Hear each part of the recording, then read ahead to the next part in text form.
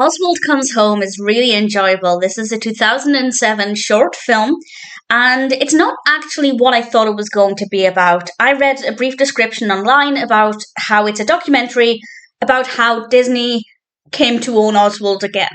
But actually, it doesn't really go into a tremendous amount of detail about how they reacquired Oswald. It's information I already know. I imagine a lot of Oswald fans will be aware of the reacquisition. But at the same time, even though it wasn't necessarily completely what I expected, I still really thoroughly enjoyed it. And over the course of about 15 minutes, we get a snapshot overview of the history of Oswald the Lucky Rabbit. And I was kind of approaching this thinking, who is this aimed at? Is it aimed at people who are fans of Oswald? Will they learn anything? I did learn something, and I'll share that in a moment. Or is it aimed at people who have never seen Oswald, who want to get a better idea of the character before diving in with the films? Honestly, I think it's aimed at both. I think there are benefits for both sets of people. If you are completely new to Oswald the Lucky Rabbit, by all means, give it a watch. It basically goes into the history of the character. It talks a tiny bit about Alice comedies, and I will explain a little bit more about what's in the documentary, so if you don't want any more information, there will be spoilers from now. I won't divulge everything, but I will go into a little bit of detail and also tell you the fact that I learned. And after Alice Comedies, it talks about how Oswald was created. It mentions briefly other cartoon characters from other studios at the time who were rivals. And then it ultimately talks about how Disney lost the character and what happened there. Again, it didn't really go into a tremendous amount of information there. And honestly, it's kind of a weak explanation of what happened. If it interests you, if you're watching this as a new viewer of Oswald, and that part of it sounds interesting, I'd say definitely do some reading around it, because it's definitely quite a fascinating situation, and it's a little bit more detailed than what is presented in this documentary. And then, of course, we do know that Oswald has come back to Disney, which is just absolutely fabulous and so exciting. And I'm so glad that that happened. And there are many Oswald clips in this.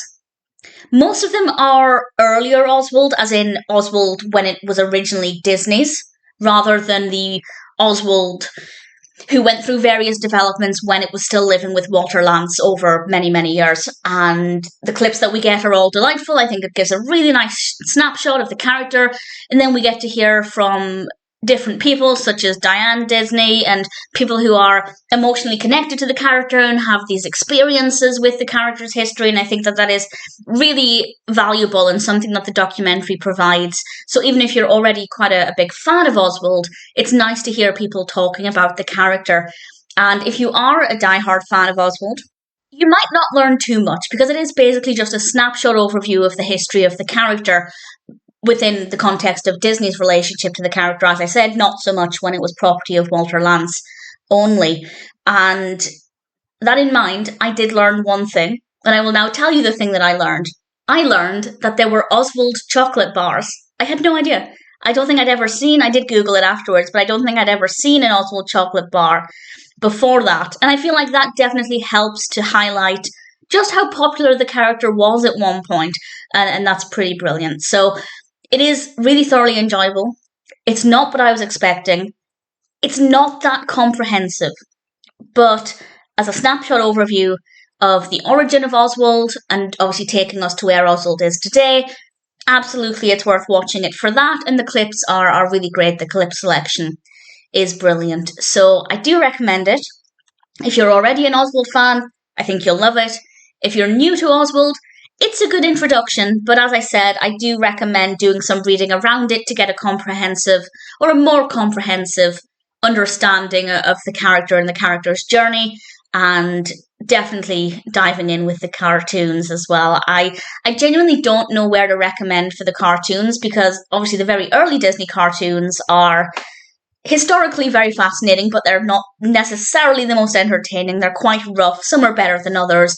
The later Oswald cartoons, the character is basically unrecognizable with the character that we originally had. So I'd say start where you want, basically, whichever appeals to you the most. I think there's benefit in anywhere. And of course we have a few more recent Disney releases as well, which are quite cute. I don't know if Disney will ever launch a proper Oswald series. I don't know if they want to either. I feel like the character's history is so fascinating that to give him this rebirth might not necessarily ruin it, but I just don't think it's necessary. I think there's so much richness in what we have already that I quite like the idea of just leaving that alone and then occasionally just peppering a few Oswald shorts here and there for anniversaries and celebrations and things like that. But if they did do a full Oswald series, I mean, I would watch it. I'm pretty sure they were planning on doing one at some point. I'm not entirely sure what happened with that. I haven't heard anything, but I guess wait and see is the best approach to see if anything ever does happen with Oswald. But for now, I think what we've got is pretty brilliant, and Oswald Comes Home is definitely a delightful, if not the most comprehensive documentary. And regardless of whether you're a new fan, or an existing fan, or somebody who has never seen any Oswald, I'd say it's probably worth watching. I thought it was pretty enjoyable.